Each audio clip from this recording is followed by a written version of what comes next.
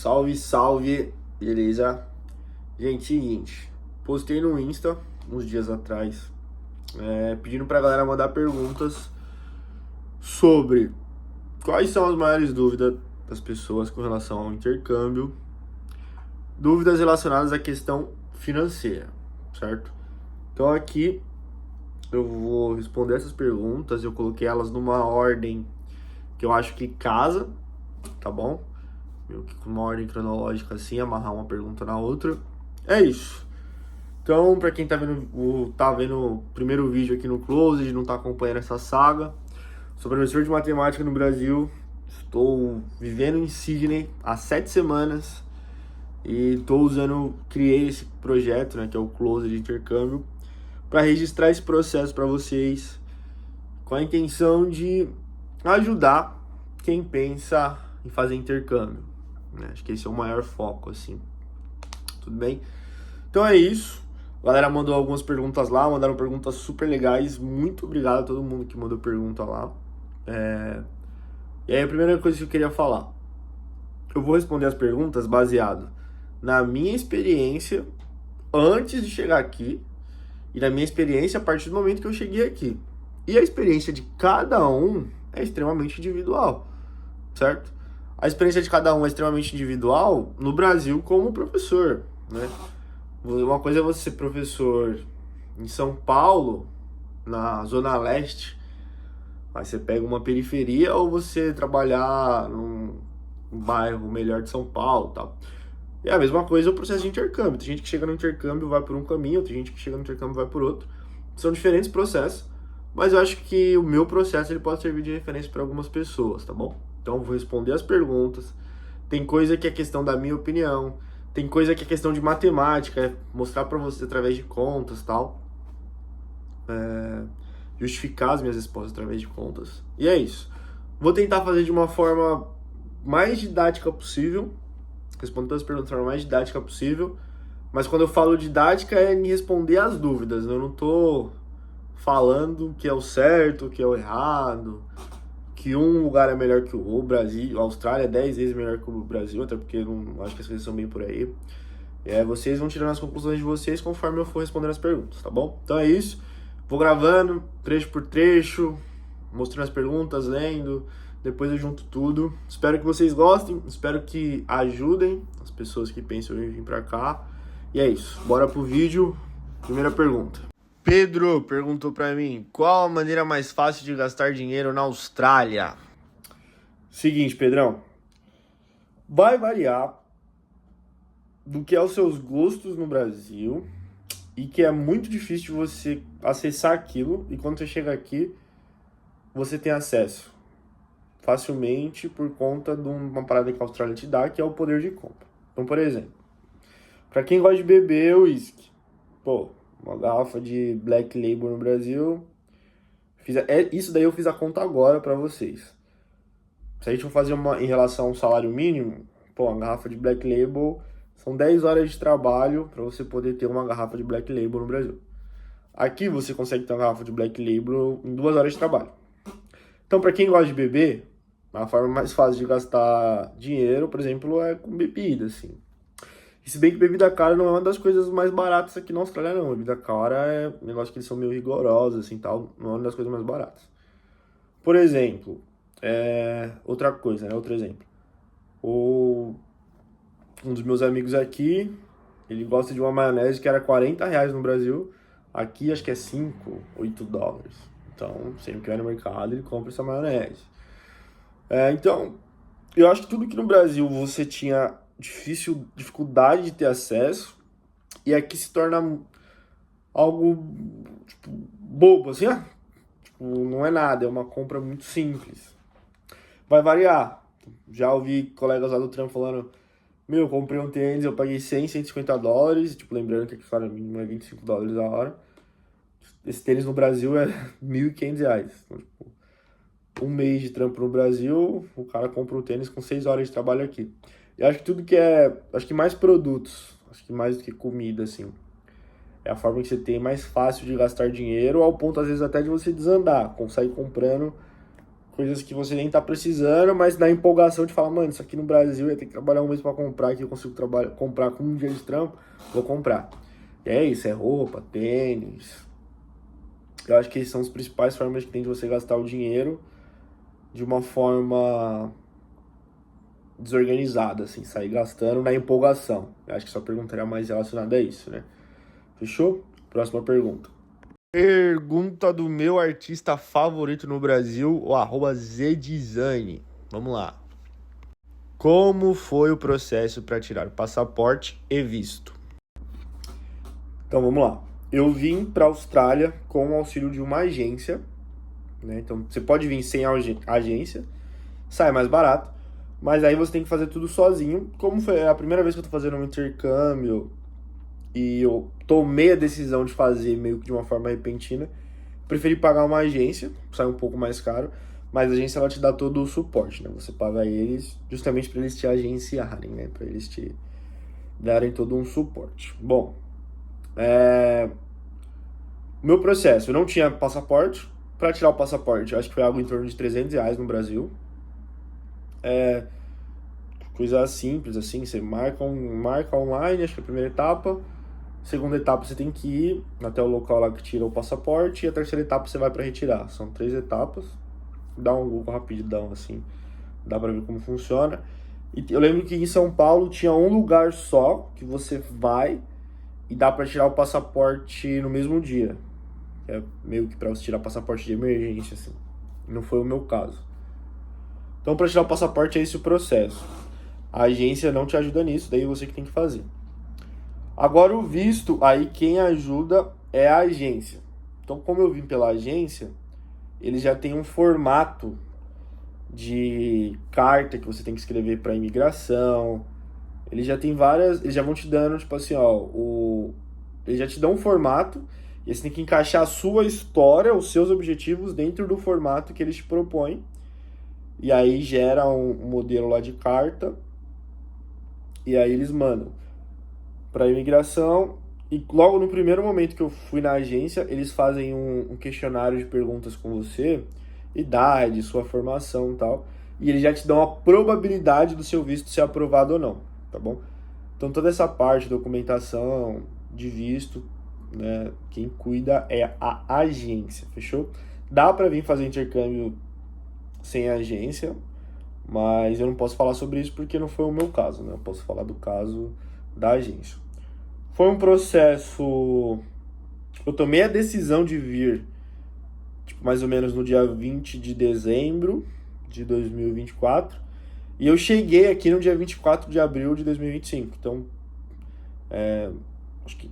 Não, no dia 20 eu já estava com o contrato assinado com a agência, né? Então, em 4 meses eu já estava aqui. E eu acho que no terceiro mês o meu visto estava aprovado, assim. Aí você tem que estar com tudo pago com a agência antes de vir, né? Então, eles dão as opções lá. E aí é isso, vai de cada uma, assim, pra quem pensa aqui em vir, que eu recomendo. Principalmente se for a primeira vez. Pesquisa o máximo de agências possíveis. Eu vim por uma agência que o meu amigo já tinha vindo, mas pesquisa o máximo de agências possíveis, pesquisa se aquela agência é boa, se elas te dão suporte, assim.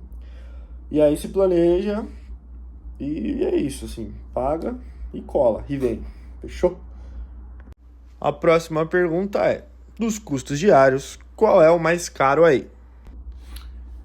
Nossa, essa é a pergunta mais fácil de todas. Eu acho que essa é a única pergunta que você pode conversar com qualquer pessoa que vai fazer intercâmbio aqui em Sydney, acho que na Austrália de uma forma geral. E vai ser uma unanimidade, assim, essa daí não tem discussão. O custo de vida mais caro aqui é o aluguel. O aluguel é muito caro. A Austrália sofre de uma crise imobiliária, assim, é muita gente morando na cidade, então isso faz com que o aluguel fique caro. Então, pra gente que é imigrante, o que sobra? Pra quem é solteiro, você divide quarto, você divide a casa, né? No meu caso, eu divido um apartamento. Então, mora eu e mais outras 4 pessoas. E aí, quem é casal, assim, que às vezes consegue pegar um estúdio e tal, mas às vezes também tem que dividir casa. Sem dúvidas, o aluguel aqui na Austrália, em Sydney, é bem caro. Então, no meu processo, eu tive a ajuda do meu amigo, né? O meu amigo, ele faz o que aqui na Austrália a gente chama de dono de leasing. Ele é ele não é dono de um apartamento, ele aluga o apartamento como um todo, ele paga o aluguel inteiro e ele realuga esse apartamento. Então ele aluga os quartos do apartamento, ele faz o gerenciamento, né? Então ele é um manager do apartamento. E foi sem dúvida a maior ajuda que eu tive quando eu cheguei aqui, porque aí o meu amigo falou, ó, eu te dou 4 meses para você morar de graça. Então eu cheguei aqui com 4 meses de moradia gratuita e a partir da quinta semana só que eu comecei a pagar aluguel. Pago $250 de aluguel e é muito caro, assim, né? Se a gente for comparar com a realidade, e aí até a gente pode fazer uma comparação em real mesmo, tipo, $250 por semana são $1.000 por mês, e aí põe aí, são R$3.500 por mês que eu pago pra morar dividindo casa e tal, tipo, essa é a realidade, não tô reclamando não, tá, gente? É a realidade daqui. Então é bem caro o aluguel, é um custo tem que ser considerado quando você vem para uma cidade como Sydney, assim. De todo mundo que eu já conversei, acho que quem paga mais barato é um casal que paga $400 para morar num estúdio, né? Então sai $200 por pessoa. Mas é muito comum, assim, ver no Facebook, ver nos grupos de WhatsApp, a galera alugando quarto por $350, isso por semana, tá? $350, $400. Tem gente que mora numas casonas tops, assim, perto da praia, paga $500 por semana, tipo, pra dividir casas, pra dividir a casa, né? Você tem um quarto individual e o resto dos cômodos compartilhados. Então, o aluguel, sem dúvida, é o custo de vida mais caro aqui em Sydney. Próxima pergunta da minha amiga Milena. Como você se planejou financeiramente para ir? Bom, vamos lá. Resumir pra vocês, assim, eu tenho tudo detalhado dos meus gastos. Se vocês acharem interessante, depois eu posso fazer um vídeo só mostrando pra vocês isso. Mas eu vou resumir a história pra vocês, assim, né? Então, eu tomei a decisão de vir. Eu não tava com o dinheiro na hora em mãos, né? Então, eu tinha o dinheiro, mas não tinha. Então, como assim? A agência, por exemplo, ficou R$20.000, o valor que eu tinha que pagar pra agência. Eu não tinha R$20.000, mas eu tinha um carro que valia R$20.000. Falei, pô, se eu conseguir vender esse carro, eu pago a agência. Além da agência, você tem o custo da passagem, né? Esses R$20.000 não tá incluso a passagem. A passagem foi R$8.500. E você tem o dinheiro que você precisa trazer pra cá, né? Pra começar a vida aqui. E aí, os meus planos foi sentar, ir na agência primeiro, pesquisar quanto que eu ia gastar com a agência. Aí a agência é um valor fechado já, forma de pagamento e tal. E tinha a passagem aérea, que aí tinha uma média. O que eu fiz? Falei, não, na pior das hipóteses, quanto que eu vou pagar na passagem aérea? É isso. Então eu me planejei para pagar a pior das hipóteses e obviamente eu busquei por passagens aéreas o mais barato que eu conseguisse, assim. Então esses foram os meus planos. Eu usei o dinheiro que entrou assim, entre esses últimos meses antes de eu vir, para ir pagando algumas coisas. Então eu fiz alguns cursos no Brasil, que talvez fosse me ajudar a arrumar trabalho aqui. E a agência eu paguei basicamente com o valor do carro que eu vendi, tá bom? Então foi basicamente assim os meus planos. Os detalhes, eu tenho tudo detalhado assim. Se vocês acharem legal, outro dia eu posso fazer um vídeo só mostrando isso pra vocês, fechou? Próxima pergunta do meu parceiro Thiago Souza Rocha. Como funciona a parte empregatícia no intercâmbio? Você já saiu daqui empregado ou teve que procurar emprego aí? E, primeiro, respondendo de uma forma direta, não cheguei aqui com emprego garantido, eu cheguei para procurar emprego aqui. E aí, detalhando um pouco melhor, né? Aqui a gente tem duas formas de trabalho. A gente tem o TFN e o ABN, que seria um CLT e um CNPJ no Brasil. Porém, para mim que sou imigrante, o TFN, que é o CLT, ele tem uma limitação de horas. Então eu só posso trabalhar 24 horas por semana se eu trabalhar no formato TFN. O que, trabalhando 24 horas por semana, somente é muito pouco. Muito pouco para você manter o custo de vida mínimo aqui em Sydney. Porém, no ABN, esse limite de horas você não precisa respeitar e ninguém respeita, assim. Então, essa história de que você só pode trabalhar 24 horas por semana quando você é imigrante é história. realmente. Porque no ABN você só emite nota, né? Como se fosse uma nota de serviço. Você trabalha toda semana, então eu trabalho de segunda a sexta. Chega na sexta-feira à noite, eu mando a minha nota pro patrão. Na segunda-feira ele me paga. Não é assim, não é nesse formato que funciona, tá, gente? De segunda a sexta, me recebe na segunda, não. Tem gente que recebe na quinta, pelo que eu ouvi falar, acho que na quinta é o dia que eles mais normalmente recebem aqui. Então isso é como funciona pra mim, no lugar que eu trabalho. Tive que procurar, e aí aqui é Facebook, WhatsApp, rola isso, tudo assim pra conseguir trampo. Mas o mais valioso são os contatos que você faz. Então, por exemplo, eu cheguei no meu primeiro final de semana, eu fui no Turma do Pagode aqui. Cara, e aí eu fui com um menino que já tá aqui há um tempo, ele conhecia muita gente. E várias pessoas, assim, eu parava pra trocar ideia. Ah, chegou agora, mano, tá procurando trampo? Porra, vou te colocar no lugar que eu trabalho. Pô, vou te indicar ali, vou te indicar aqui e tal. Cheguei a fazer uma trial, que eles chamam, que é um processo seletivo aqui como barman numa churrascaria brasileira. Não corri atrás para ver o resultado porque calhou que o meu amigo que tá aqui, ele, uma semana antes de eu chegar, ele sofreu um acidente, né, no lugar que ele trampava. Aí quando eu cheguei, uma semana depois que eu tava aqui, o chefe ligou pra ele, pra saber como é que ele tava. E aí ele falou, né, como é que tava sendo os cuidados e tal. Aí o chefe perguntou, tem alguma coisa que eu posso fazer por você? Ele falou, por mim não, mas tem um amigo meu que chegou aqui agora, ele não fala inglês, mas ele é um moleque esforçado e tal. Se você tiver uma oportunidade de trabalho pra ele, se puder fazer isso por mim, eu agradeceria. Aí o chefe falou, beleza, manda o moleque vir. E pra mim compensou, porque foi um trabalho que eu cheguei lá ganhando salário mínimo. Então eu sou da categoria de labor, que a gente chama aqui, que é como se fosse um pedreiro. Mas é um trabalho mais técnico, assim, um negócio específico. E eu sabia que lá eu tinha chance de aumentar o salário, assim. Porque tem dois amigos meus que eu conheço do Brasil, né? Que já vão lá e falaram, mano, aqui funciona assim, assim, assim. É uma oportunidade de trabalho boa. E lá eu já entrei com 40 horas de trabalho fixas, assim. No formato ABN, que é o formato CNPJ. Então eu sabia que, no mínimo, eu já tinha $1.000 por semana lá. E aí agora eu já tô ganhando $30 a hora, já são $1.200 por semana. E o chefe, ele vê que você está interessado assim, ele vai te dando uma condição de trabalho e tal. Então é assim que funciona. Eu fiz muitos cursos no Brasil, fiz 3 cursos no Brasil, então eu sou professor, mas nesse processo de preparação eu fiz curso de pintura, fiz curso de barman e fiz curso de barbeiro. Barbeiro eu não consegui aqui, mas é porque eu não...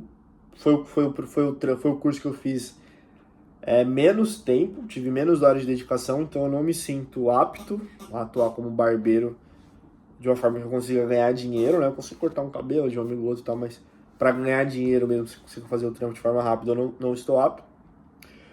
Como pintor apareceu uma coisa ou outra, mas era trampos esporádicos. E como barman, sem o inglês é muito difícil, né? Então, provavelmente, quando você chegar aqui, homem, sem ter inglês, o que sobra pra você é a obra, assim. Então, eu trabalho na obra, mas não é um trabalho pesado, né? Que eu também não queria fazer um trabalho pesado, porque pra mim trabalhar eu vim aqui pra estudar inglês. E aí você tem um trabalho pesado, o seu rendimento nos estudos é muito baixo, né? Se eu tivesse só focado em ganhar dinheiro, tudo bem. Então, eu arrumei um trabalho que eu gosto, legal, não é um trampo difícil. Mas é isso, agora eu trampo em obra e é assim que funciona o processo, né? Então, mais uma parte rápida, eu fiz um vídeo ainda no Brasil como bartender, postei no Facebook brasileiros em Sydney. E, cara, eu postei em vários grupos, né? Postei em grupo de hospitality, né? Que é vagas para trabalhar, que são as vagas para trabalhar nessa área de barista e tal.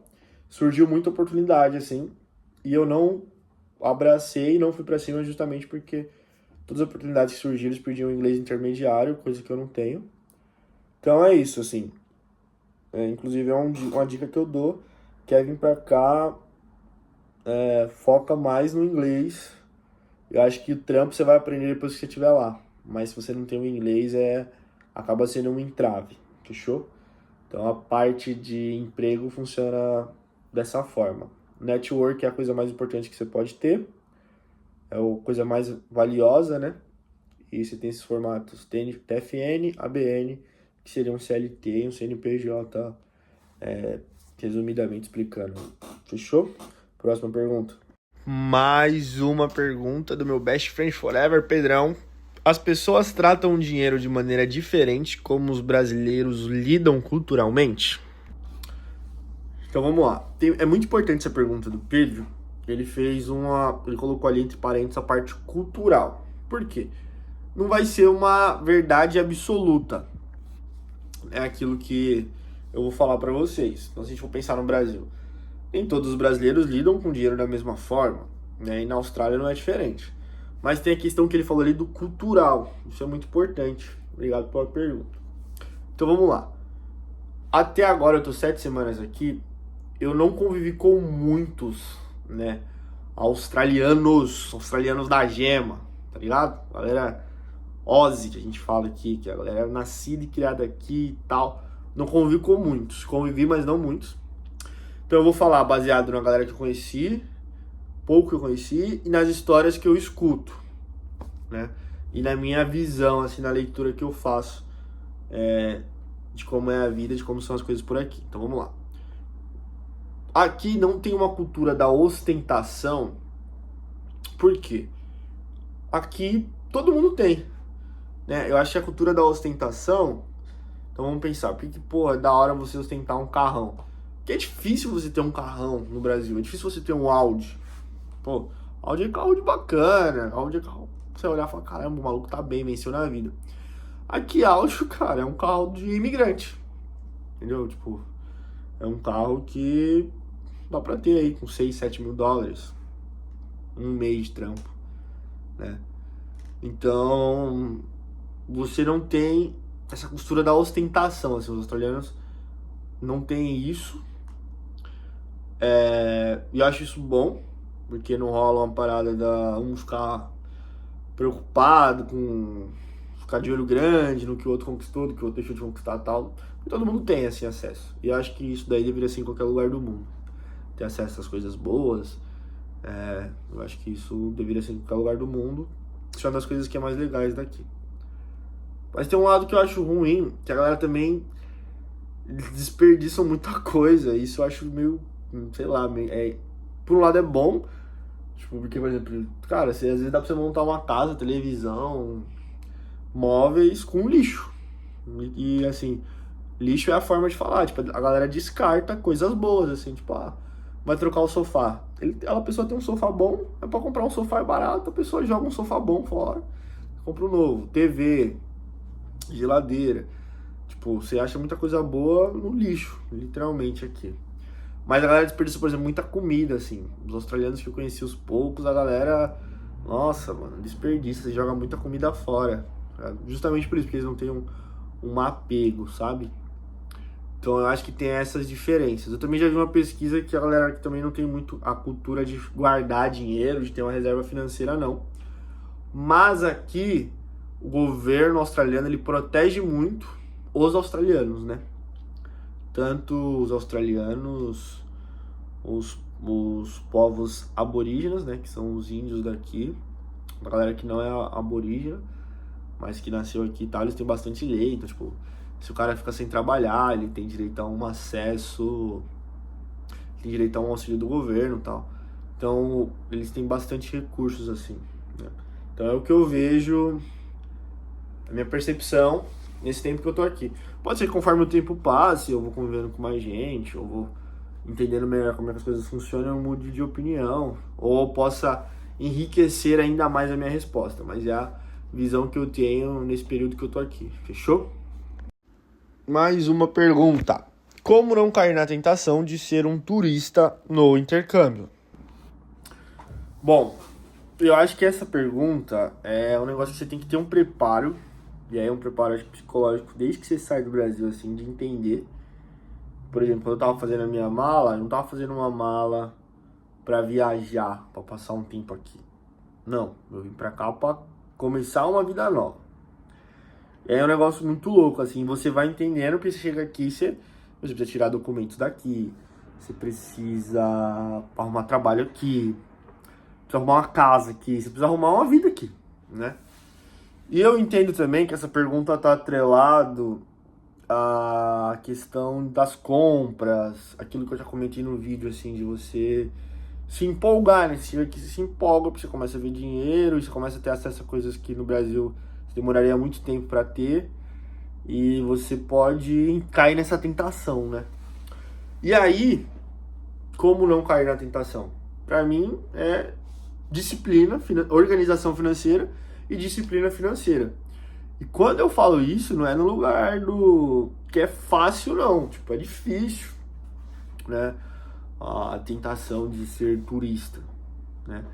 Mas é o foco. Então, por exemplo, vou te dar um exemplo de hoje. Exatamente now, agora. Sábado à noite aqui, eu tô gravando um vídeo pro Closet. Eu cheguei da minha escola de inglês. Eu estudei inglês por conta em casa. Hoje tá rolando uma festa brasileira. E tipo, acho que tá meus amigos do trampo quase todos lá.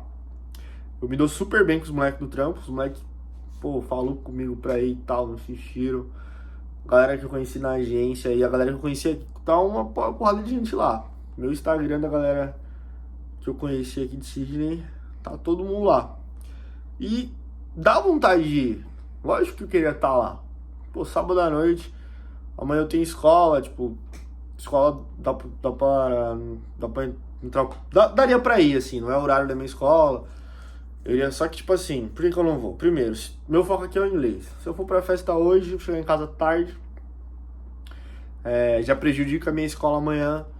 Eu preciso cuidar da casa, ter comida pra fazer, roupa pra lavar. É um dinheiro que eu gasto, entendeu? Então é o foco, assim, de você entender que, gosto muito de festa, gosto muito de, sei lá, de comprar roupa, gosto muito de tudo, mas no momento é um foco. Meu foco é o quê? É renovar meu visto, financeiramente falando. Esse é o meu foco. E meu objetivo pessoal, profissional, é estudar inglês. Então é disciplina, assim, é tentar ter disciplina. Mas quando eu falo, não é fácil, assim. Tem hora que dá vontade de falar, mano. Trabalhei a semana inteira, estudei a semana inteira. Não posso ir na festa. E, tipo, não é que eu não posso. Mas dentro dos objetivos que eu tenho no momento, não é coerente, entendeu? Então não vou. E aí é isso. Eu tenho que usar o meu tempo para fazer as coisas que são coerentes com os meus objetivos. Fechou? Gente, tem mais uma pergunta. Eu ia encerrar o vídeo, mas tem mais uma pergunta. Faz uma comparação entre Brasil e Austrália, falando sobre as horas de trabalho, salário base e custo de vida. Pergunta do meu amigo Francisco, o Chicão. E, gente, essa pergunta, eu queria depois até fazer um outro vídeo detalhando melhor o detalhe dela. Comentem aí se vocês acham que é válido fazer isso. Porque, assim, comparar com o custo de vida... Comparar com o quê? Com o custo de vida de um salário mínimo no Brasil? Ou comparar com o meu estilo de vida como professor no Brasil, sabe? Então tem muitas nuances nessa comparação. O que eu acho que é melhor? Agora, para fazer de forma mais rápida, assim, eu vou responder o custo de vida aqui. E aí, quem estiver vendo o vídeo e pensa em vir pra cá e tal, faz uma comparação com o que é a vida que você leva aí, né? E pronto, tal. Então, primeira coisa, Sydney é um lugar que dá pra ganhar dinheiro, você tem muita oportunidade de trabalho, se você estiver disposto a trabalhar com N coisas, tem trabalhos de domingo a domingo, mas é um custo de vida alto também, né? Então, assim, eu acho que o custo de vida mínimo aqui no começo, quando eu falo começo, é o primeiro visto, né? Então eu vim com visto de 4 meses. Nesses 4 meses, o dinheiro que eu paguei lá da agência já estava incluso a escola. Então a minha escola de inglês ela já está paga nessas 16 primeiras semanas, né? Então eu não tenho o custo da escola, mas eu tenho o custo de aluguel, eu tô alugando um carro e tal. Então dá mais ou menos uns $700 por semana. Mercado, aluguel da casa, aluguel do carro e mais uma graninha para lazer, né? Aluguel do carro com gasolina, casa, lazer e mercado, $700. Então, esse acho que é o custo de vida mínimo. A partir do momento que eu renovar, aí eu vou ter que ter uns $2.000 $2.500 aí para dar entrada no visto. E depois eu parcelo o visto e a escola vai dar mais ou menos uns $250 por semana. Assim, de uma forma rápida, é assim que funcionam as coisas para você, para mim aqui. E muito provavelmente eu vou renovar o meu visto por mais 1 ano e 9 meses, né? E nesses 1 ano e 9 meses tem acho que 5 meses de férias, ou são 7 meses, não sei. Num vídeo melhor eu posso detalhar para vocês. É isso, né? Então de $700, coloca 250 aí no segundo visto, vai para uns $950 o custo de vida mínimo, tá bom? Então, para vocês terem essa ideia, assim, você ganha dinheiro, mas o custo de vida também aqui é alto, né? Por isso que não dá para ficar aqui sem trabalhar, assim. Fechou? Gente, é isso. O vídeo deu aí mais de 30 minutos, né? Um pouco mais de 30 minutos.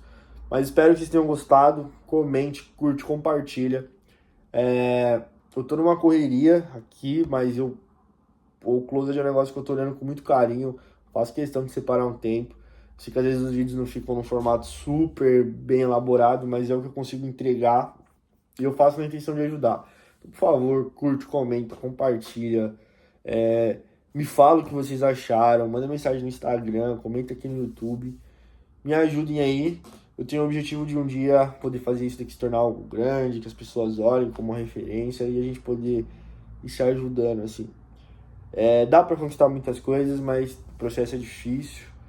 E eu quero mostrar a realidade, assim. Eu quero mostrar as coisas boas, mas também quero mostrar o caminho, né, como um todo. Mostrar as coisas boas, mas as coisas ruins do processo, as coisas que a gente tem que abrir mão, as coisas que a gente conquista. Eu quero deixar tudo isso exposto para vocês na intenção de ajudar. Fechou? É isso. Tamo junto. Curte, comenta, compartilha. Faz aí os trâmites todos.